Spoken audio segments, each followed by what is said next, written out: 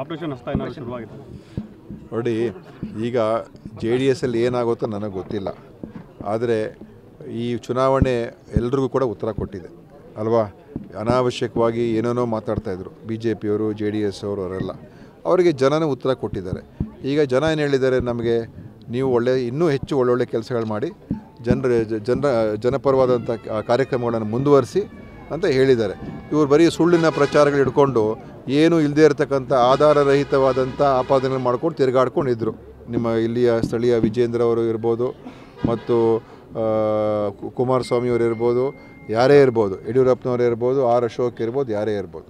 ಈಗ ಅದೆಲ್ಲ ಕೂಡ ಈಗ ವಕ್ಫ್ ಇಶ್ಯೂ ತೊಗೊಂಡಿದ್ರು, ಮೂಡಾ ಇಶ್ಯೂ ತೊಗೊಂಡಿದ್ರು, ಎಲ್ಲ ಏನೇನು ಬೇಕು ಯಾವ ರೀತಿಯಲ್ಲಿ ಗೊಂದಲ ಸೃಷ್ಟಿ ಮಾಡಬೇಕು ಅದೆಲ್ಲ ಮಾಡಿದ್ರು. ಆದರೆ ಈಗ ಯಾವುದು ಕೂಡ ಅದರ ಒಂದು ಅವರ ಏನು ಕೂಡ ಸಾಧನೆ ಮಾಡೋಕ್ಕಾಗಲಿಲ್ಲ. ಈಗ ಅವರಲ್ಲೇ ಒಡಕಿದೆ, BJPಯಲ್ಲೂ ಕೂಡ ಒಡಕಿದೆ.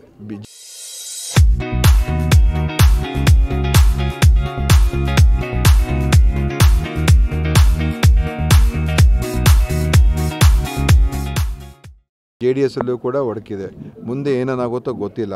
BJPಯಿಂದ ಎಷ್ಟು ಜನ ಹೊರಗೆ ಬರ್ತಾರೋ ಗೊತ್ತಿಲ್ಲ, JDSಯಿಂದ ಎಷ್ಟು ಜನ ಹೊರಗೆ ಬರ್ತಾರೋ ಗೊತ್ತಿಲ್ಲ. ನಮಗೆ ಎಲ್ಲಿಂದಾದರೂ ಕೂಡ ಬರಲಿ, ಆದರೆ ನಮ್ಮ ಸಿದ್ಧಾಂತ ಒಪ್ಕೊಂಡು ಕೋಮುವಾದದಿಂದ ದೂರ ಇರಬೇಕು, ಸಾಮಾಜಿಕ ನ್ಯಾಯಕ್ಕೆ ಒತ್ತು ಕೊಡಬೇಕು. ಅಂಥವ್ರು ನಮ್ಮ ಜೊತೆ ಬಂದರೆ ನಾವು ಅವ್ರನ್ನ ಸೇರಿಸ್ಕೊಡ್ತೀವಿ. ಇಲ್ಲ, ಈಗ ನಮ್ಮ ಪಕ್ಷ ಇವತ್ತು ಒಳ್ಳೆ ಕೆಲಸ ಮಾಡ್ತಾಯಿದೆ. ಜನರಿಗೆ ನಮ್ಮ ಹತ್ರ ಬರೋದಕ್ಕೆ ಆಸೆ ಇರ್ಬೋದು.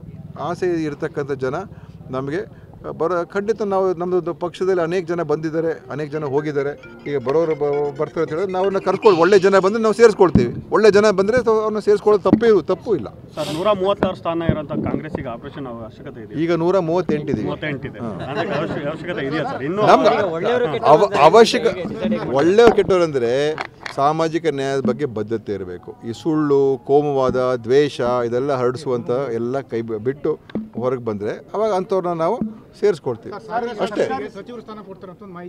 ಅದು ಅದೆಲ್ಲ ಓಕೆ